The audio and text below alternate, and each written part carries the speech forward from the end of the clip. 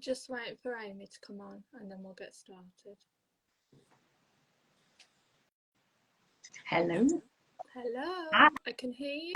Just can't. Oh, perfect. Hold on, let me just switch my camera around. There we go. Right. Hey, lovely to meet you. Oh, it's lovely to meet you. We'll just hang on a few minutes to see if anyone else joins us and then we'll get cracking. Have you had a nice day? Yeah, really busy. Thank you. Yeah. How about you? Yeah, it's Thursday's definitely a busy day. We have got someone watching us. Are you That's a teacher, a tutor? Yay. Or just It is super exciting. Thank you for inviting me. And I've known you for like a little while, haven't I now? So yeah. We'll get started and then more people will join. So, oh, so yes, I did invite you. We've never actually spoken like this before, have we? We've always done text messages, conversations on Instagram, and we've always been meaning to do something. And then I asked you about year 6 sats and you very kindly agreed. So just for a little bit of background about people who don't know us, do you mind sharing, Amy, what your background is in education? yeah, sure.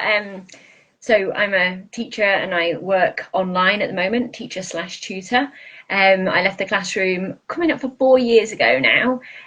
So we're kind of going back in chronology. Before that, I worked as a year 6 teacher in a school kind of quite local to here, a junior school. And I'm going to swipe away my notifications. Before that,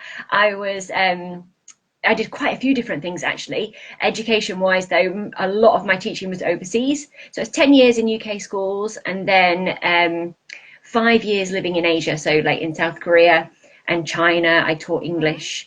Yeah, it was amazing. Really, really enjoyed it. Yeah, I would love to go back. But yeah, so I've kind of taught lots of places. I taught in Spain as well. Yeah, but it's always been there. So at the moment, I have my own business teaching online. I'm also a school governor, and until recently as well, I sat on a committee, a scrutiny committee for the local authority to go through their procedures and their policies for children in education within the region. Yeah. You always done the top end of primary? So yes, because I was in a junior school. So the junior school that I was in, I started off in year 3, and then I quickly was moved to year 6. But then I've worked all around the junior school. I have done kind of like infant age in my training and since, but as a year group, it was mainly year 6 and year 4 that I did. Lovely. And that's perfect for our chat today, obviously. Yeah. For those, my name's Jenna. I'm also an ex-primary school teacher, but I was the other end of the school. I was early years. I trained, I did many years in nursery, but I also taught all of the year groups due to the needs of different schools I worked at. And now, like Amy, I run my own tutoring business, and we've followed each other for quite a while now. So let's get on to year 6 then. So what are the year 6 SATs? Now in primary schools, they're massive. So, but can you explain that to people that may not know? Yeah. So the SATs tests are standardized um, assessment. Okay, sorry. Oh, thanks. Yeah, I can see. Standardized assessment tests, or SATs, and they are mandatory, so they're compulsory in year 6, and they were also in year 2, but they were compulsory, but now they're optional. So school by school, some schools will still do year 2 SATs, but some schools won't. But the year 6 ones, they are statutory. Schools have to do them. So yeah, there's basically 4 days worth of tests that children do who are in year 6. So this is in May 12th this year, and May 12th to the Thursday, which is the 15th, I think. So children do a grammar, punctuation, and spelling test. That's divided up into 2 tests, one spelling test and one grammar test. And then there's a reading test as well. That's quite long, that one. That's an hour. That's usually on the Tuesday, the next day. And then there are also 3 maths tests as well. So there is a arithmetic test, and then there are 2 reasoning tests. The arithmetic and the first reasoning test are usually done on the same day, which is like a really heavy day for them. And then the second reasoning is done on the next day. So it's a really intense week for those children in year Yeah. 6. Yeah, really. And in some schools, it's like all year, isn't it? Really, the how intense it can be. Like some schools I worked in, they were doing like tests from autumn term, and then by the time they were so overwhelmed by the time they got to, you know, the actual dates. And it's such a big deal in primary. Like I remember as a nursery teacher, like asking for my assessments, and they'll be like, well, if you're saying they're expected in nursery, then they're going to be expected in year 6. And that just didn't make sense to me, because as you know, children, life happens, that kind of thing. Such a long time, isn't it?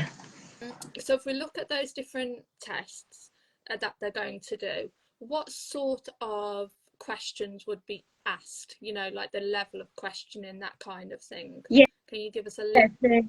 Yeah, like you say, it is a big thing in primary, and like children are preparing for this from year 3, and teachers are preparing the children all the way from year 3. So some of the questions that they could get on the SATs are kind of like year 3 curriculum, also almost like things that they would have covered in year 3. So the preparation for it is not just in year 6, like it's all the way through the school, which is just so full on, really thinking that those tests at the end of it. But yes, so the kinds of questions, and there's loads of different kinds of questions, which if we look at reading, actually, first of all, so reading, a lot of people think like reading fluency, and then once you can read, but not really, because reading questions are really, really tricky sometimes. So it's not just reading the text, it's being able to retrieve information from the text. So find the relevant part and retrieve the right information.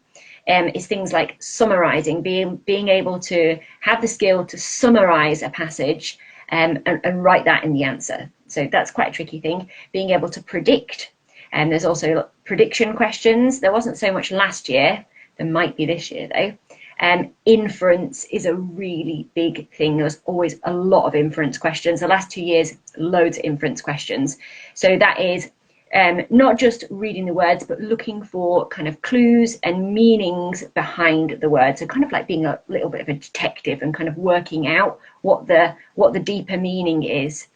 Yeah, so there's a whole range of skills that really need to be taught in those kind of like guided reading sessions and English sessions at school. So yeah, it's quite intense and quite full on. And the number of marks can range from, you know, 1 mark for just like a simple retrieval question to maybe 3 marks for something like deeper with a lot more explaining and maybe giving evidence for your answer.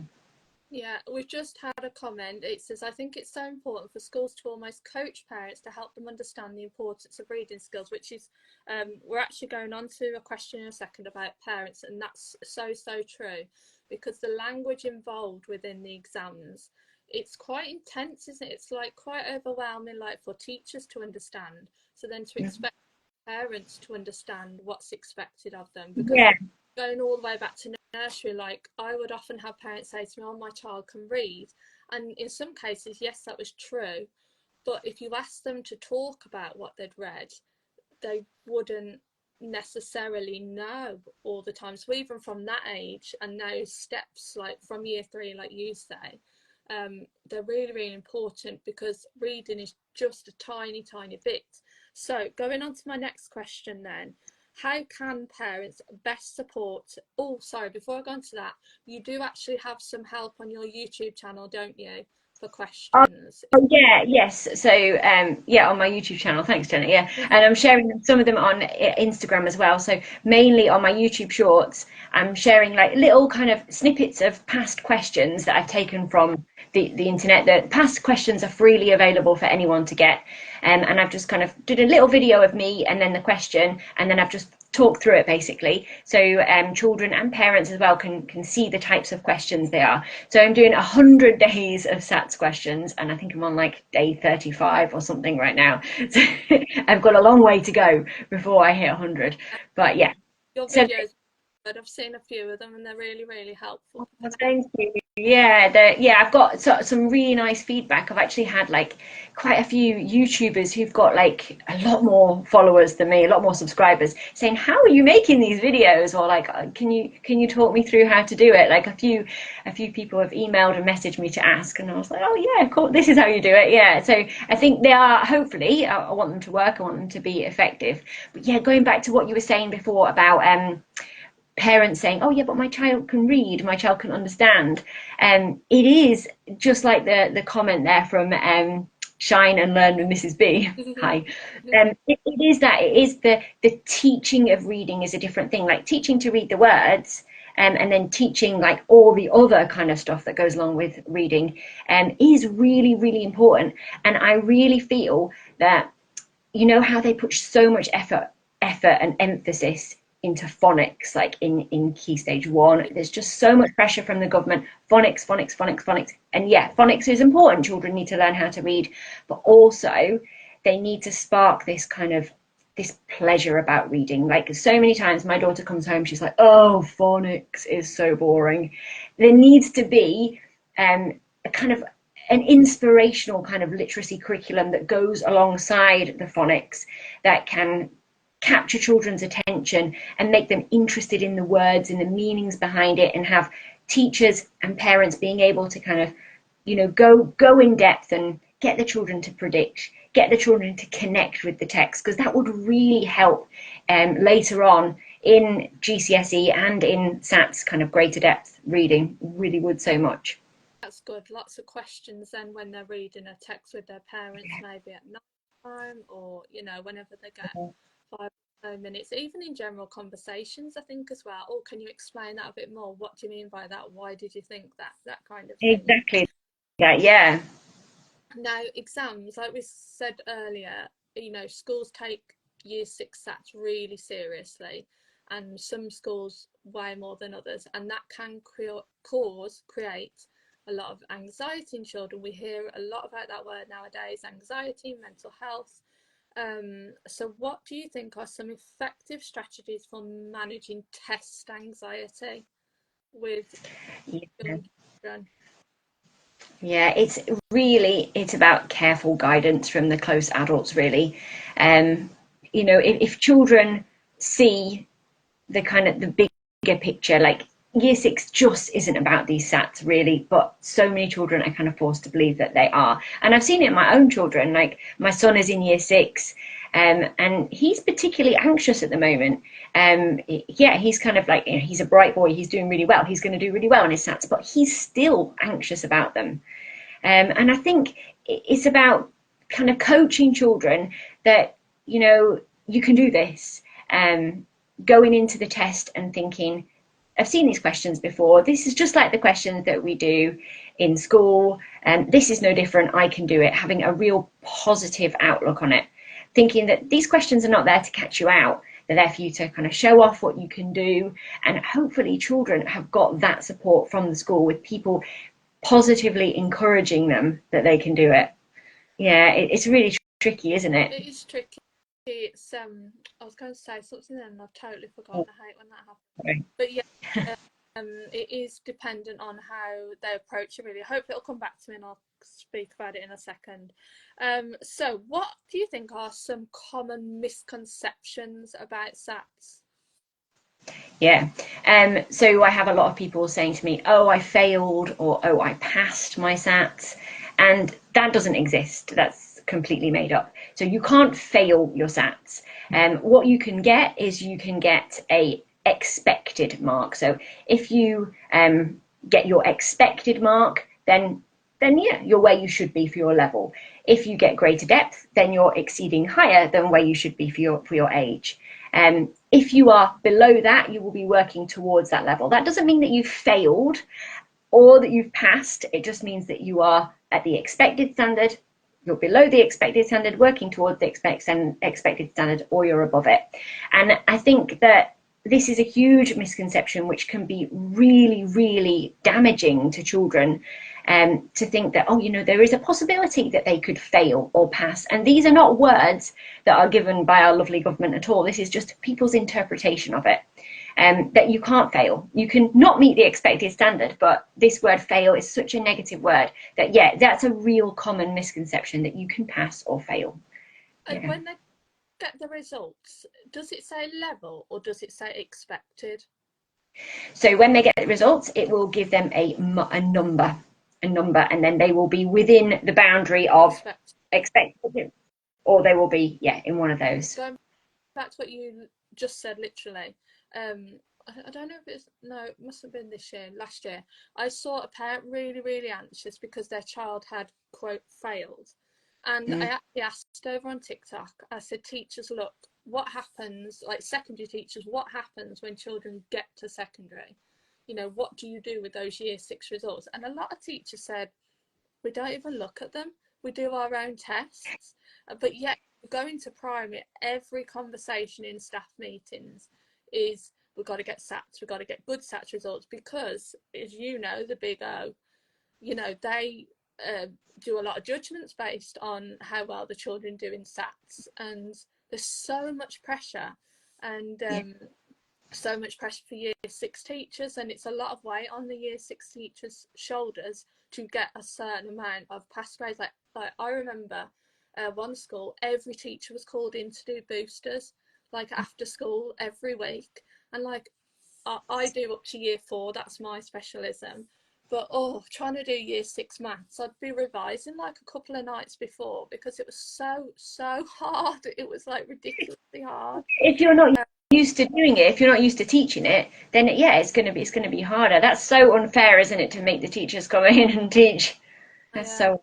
But you're exactly right. You know, when you said about it's for Ofsted, I mean, like, really, that's what the SATs are for. They're for the school to be graded. Therefore, so the government can see how well the school's doing. So Ofsted can see how well the school's doing. They are for the school at the end of the day, not the children. No. And that's the tough thing. Just want to say, we're getting some lovely comments, so thank you very much for sending them to us. We're not ignoring them or anything. I am seeing them, so thank you. That's really kind.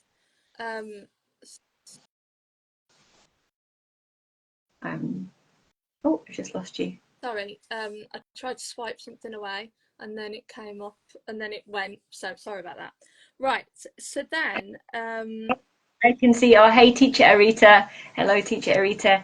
Yeah, unfortunately not all teachers are willing to help and guide. Yeah, that's such a shame. I think teachers are under so much pressure and time constraint that they can't always do that, which is, it's just so awful, isn't it? It's really, really difficult, and I don't think it's done on purpose. It's just, I think the pressure in some schools is so intense. Obviously we don't know the individual circumstances of teachers. We just hope that it's okay, that they do okay. So you kind of talked about the results and, you know, the marks for each question. What about I don't know if you can say any more about this, but how are the SATs scored? Is there any particular strategy, that kind of thing, or do you think we've covered that? Yeah, so I'm just looking, I've written down here kind of like the grade boundaries.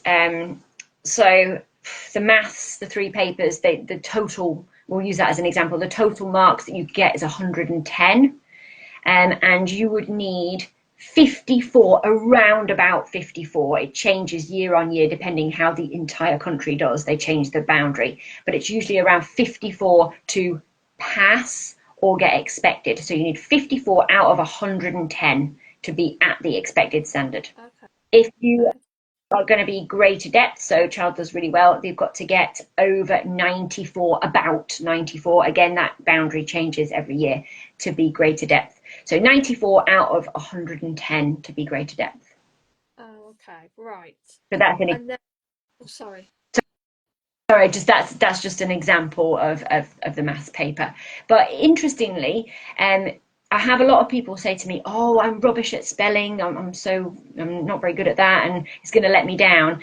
I'm personally not very good at spelling either. I'm often like making spelling mistakes, and I've looked into this, and you can still do really well in your SATs even if you don't get any marks in the spelling. So the spelling's out of 20, and because the spelling and the punctuation and grammar is lumped together, if you do really well on all your grammar stuff and your punctuation stuff, it doesn't matter so much about the spelling. You can still do really well. So I would, yeah, I wouldn't focus in on, oh, because the spellings are really quite tricky, some of them, but you can still do really well even if you don't do that, because it's taken in all into consideration, grammar, punctuation, and spelling all as one, even though they're two separate papers. Oh, that's interesting. Thank you. How do you think?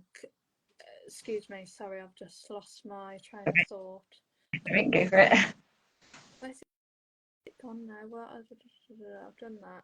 How do you think parents can encourage good studying habits with children? Like for your son, you did say he's year 6, didn't you? Yeah. So does he do much not research, study at home? Yeah, I think it depends, doesn't it, school to school, how much they push them to do it. So his school, he does get quite a lot of homework, actually. He's doing some homework right now. So yeah, I think it's important for parents to kind of be supportive with homework, but also there needs to be kind of a level of autonomy with it, and children need to be able to kind of take responsibility for it themselves. So I'd never sit with him and like look over his shoulder or anything like that. I mean, he wouldn't let me, but I would never do that, and I wouldn't really encourage parents to do that, unless, like, you know, there's a very special need that their child has.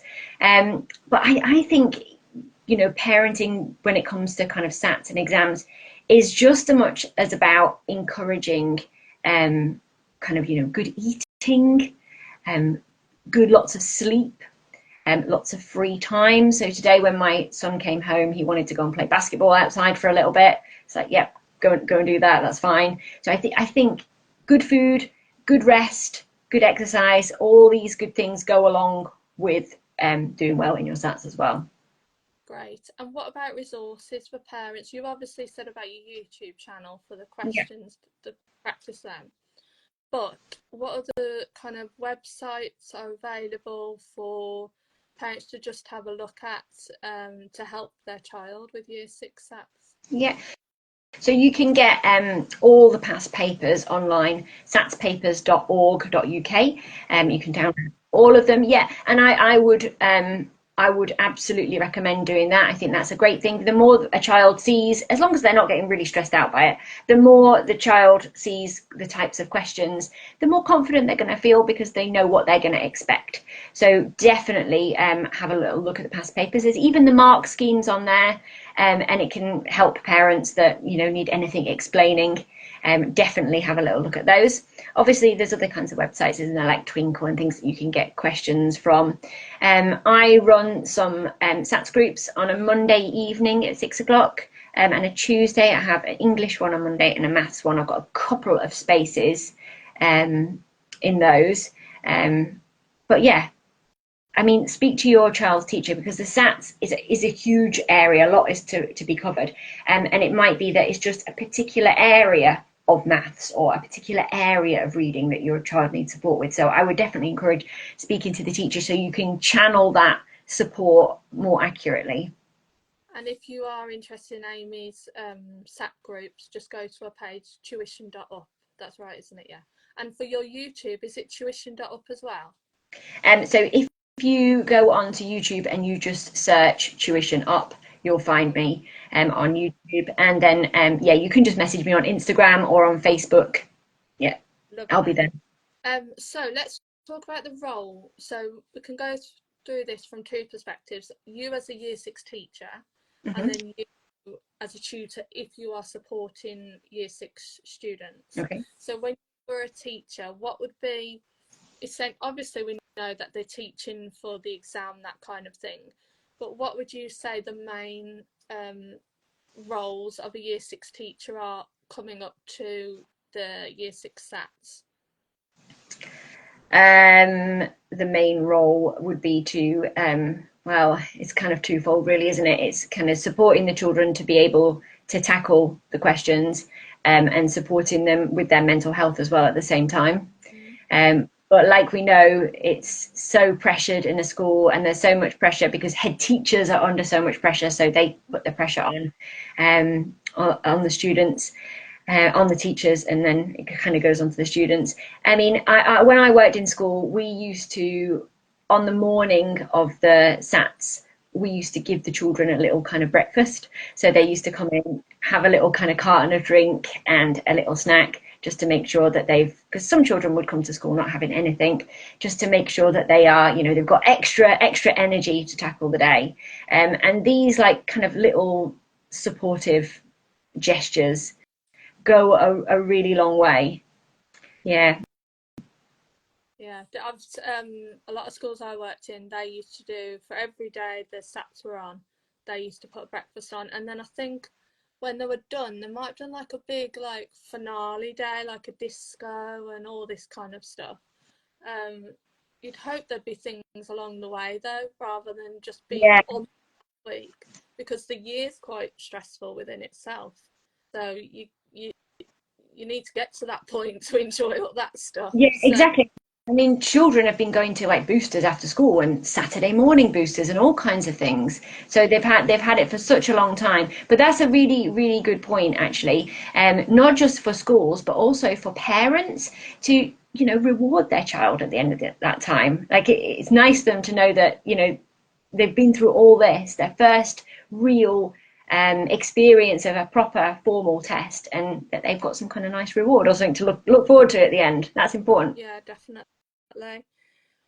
Just a couple more things before we finish up.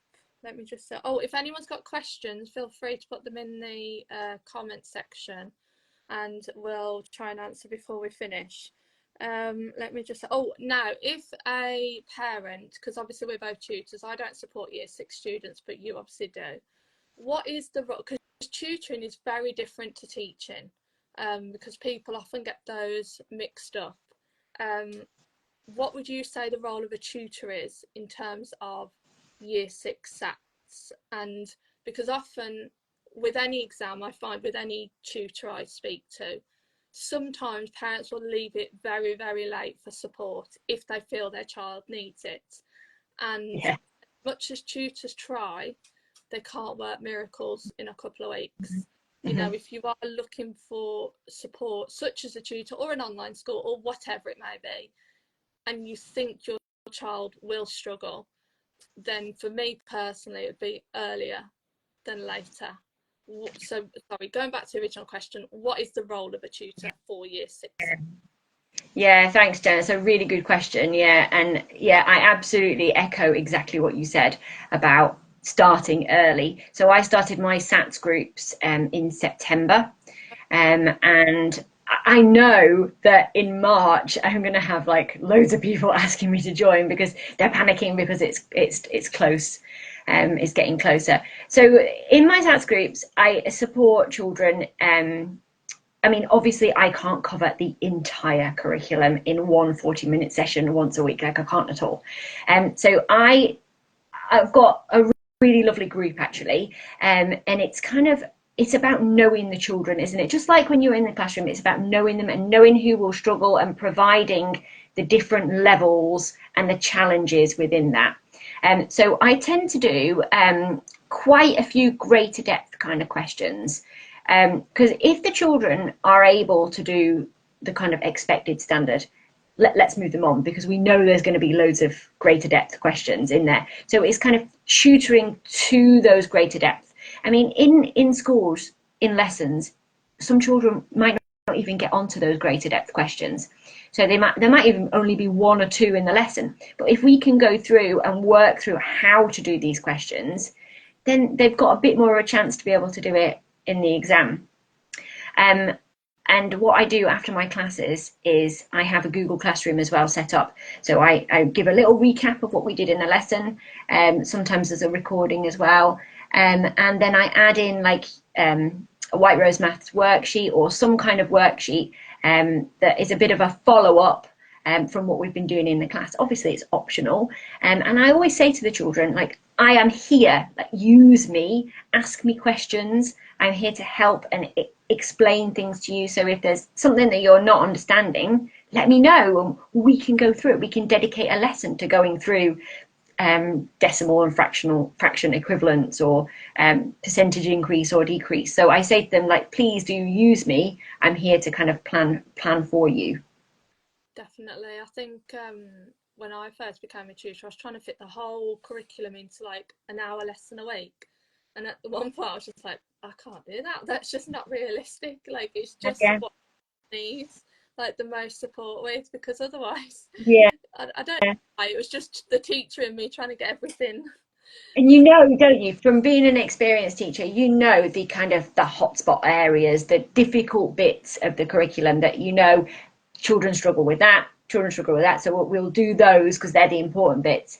And I think it's absolutely ridiculous saying on the maths paper there are so many decimal fraction and percentage questions. They make up so much of the paper. So if we can get those nailed, then children have got a really good chance of kind of maybe pushing up into the next bracket. It's all like, that's the one thing that I really didn't like by the end of teaching. It was just a data thing. Yeah, yeah. Even in nursery, like I was given set targets of where I had to get children to at certain points of the year. And as the years went on, like children came in needing a lot more support, and those targets were very hard with some children. Like, they made progress, but it wasn't in line with the expected standard, because you know they're children, they're individual. Exactly. You're exactly right when you say about that data. It is like a big data collection exercise. And I think the human being is kind of like forgotten about in a lot of those cases, that there is like a person there going through life with loads of experience, with loads of things going on. Yeah. And yeah, that's missed. And that's awful. I've seen it, you know, a lot. Like, unfortunately, children have lost their parents, and then they're trying to cope with that while doing an exam, and it's, you know, the human element is lost at times, because at the end of the day, it's a piece of paper. You know, it's nothing. You know, that when they get to our age, like, you won't even remember it at the end of the day. Exactly. And like you said, when you asked on TikTok, all the secondary teachers were like, well, we don't look at it anyway. It's like, well, what's it for? You know, it's not for the children, it's not for the teachers. Like, why are we doing this? Like, it's crazy, isn't it? I think you just kind of have to approach it like a tick box, like, right, okay, let's just learn the different strategies, and if I do well on the day, great. If I don't do as what I expected, it's not the end of the world.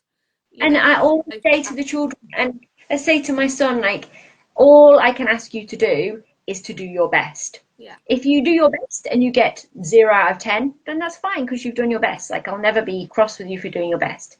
As long as you give it your best shot, you know, like everything in life, you've got to try hard, haven't you? As long as you've tried, then that's okay. But if you can't do it, like, really, it doesn't matter. right. Last, this is an interesting one I thought about. How can parents advocate for their children at school? So one of the comments was actually about teachers and not being as supportive.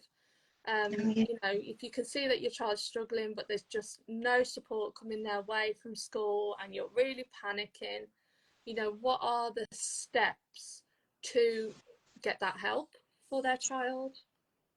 Yeah, so it's difficult, isn't it? Like, I know teachers are immensely busy, and it is sometimes very difficult to communicate with school. I think the teacher's email address in this situation is like your best friend. So you can email your teacher, your child's teacher, directly from the website. You can get the information, and hopefully you're going to get a response. Schools put on SATs evenings where they talk to parents, and they tell parents about the test and what to expect. Make sure you go to those. Make sure you go to parents' evening. Make sure you try and engage with the school in all of the ways that you can as possible. If you're getting no joy and you're really, really struggling, then there is a lot of information on the Twinkle website. That's really good. Loads of information about SATs on there. Like I said before, about past papers, that's another good one. There are also tons of like YouTube videos of like SAT tips and how to help. The thing is with SAT, you've got to be careful, because America's got like the SAT exams. Oh, I never thought of that. Yeah, which is similar to SATs. So sometimes you kind of got to be careful, like you've got to make sure that it's like the UK education system. But there is so much information on there. But really, you shouldn't have to go looking for it. It should come to you from your child's school. So yeah, get on that email and email them.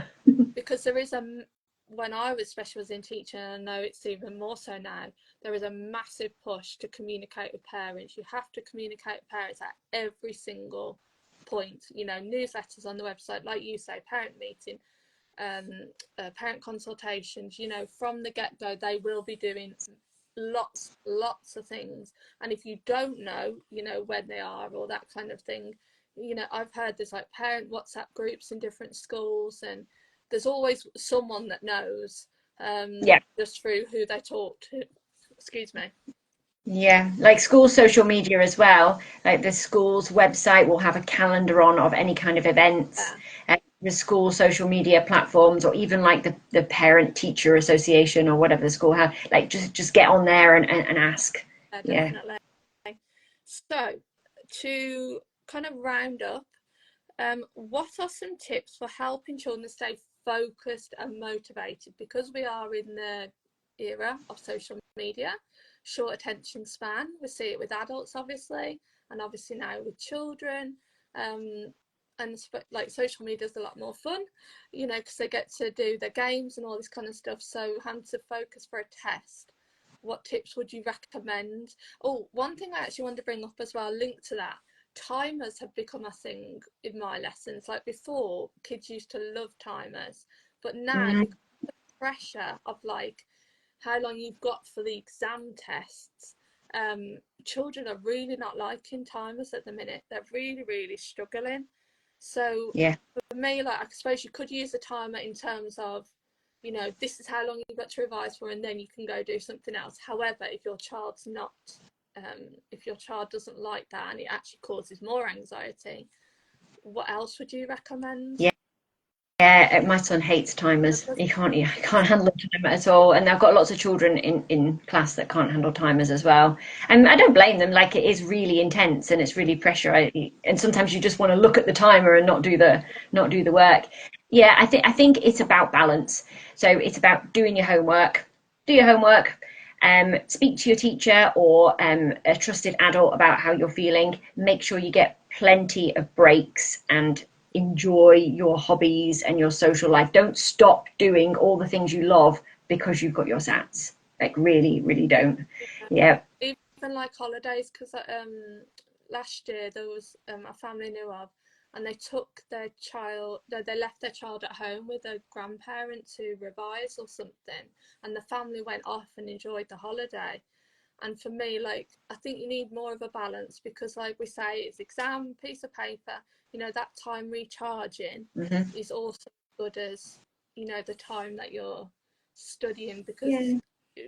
remember, like back in the day, they'll be like, oh, I stayed up all night doing that university essay, and whether it was beneficial, you just felt worse the next day, kind of thing. Yeah. Uh, Well, you know yourself, don't you, when you take a little break and then you come back to it, you have this kind of newfound energy and creativity and you feel happier.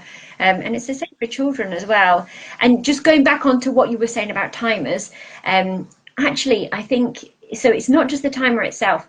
I think not rushing is something really important that we can teach children for exams. Like I know they have like a time that they have to finish the exam in, but I think it's important to get children to slow down so that they do read the question carefully and they don't rush it. Because in SATs, there's kind of things like tick the box or underline the word or circle the word. And if you're rushing carefully, mm, you might do the wrong thing. You might tick the word or when you should have circled the word or underline it where, you know, it's very easy if you're rushing through because you're worried about a timer to get that wrong.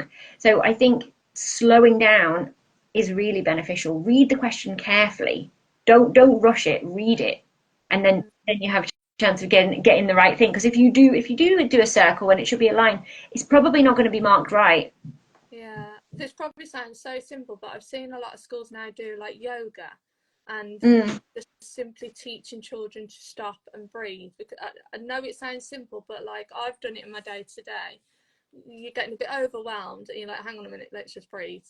yeah, Like it slows your body down and it slows your thinking. You can actually think of what you're doing, and that, like you saying, with all those different terminology, like that's a bit cheeky in a way, really, for such young children, trying to catch them out. Like maybe you'd expect it for an adult, but to have circle, underline, Yeah. and tick, like, Yeah, or number the boxes, and like you can tick the boxes instead. It's really easily done. I see it a lot. yeah. Yeah. Okay. So thank you very much for joining me. It's been an absolute treat to talk to you. If you want to follow Amy, you know, if you want year 6 classes, just send her a message. I'm sure, is that okay, Amy, with you, if anyone's interested? Yeah, thank you so much for inviting me. I really enjoyed it. It's great Yeah, talking to you. learned a lot, so thank you very much. My name's Jenna. I work with children up to year 4, so if you want to follow me, go for it. But thank you for joining us, and we will see you soon. Bye. Yeah, lovely. See you. Bye.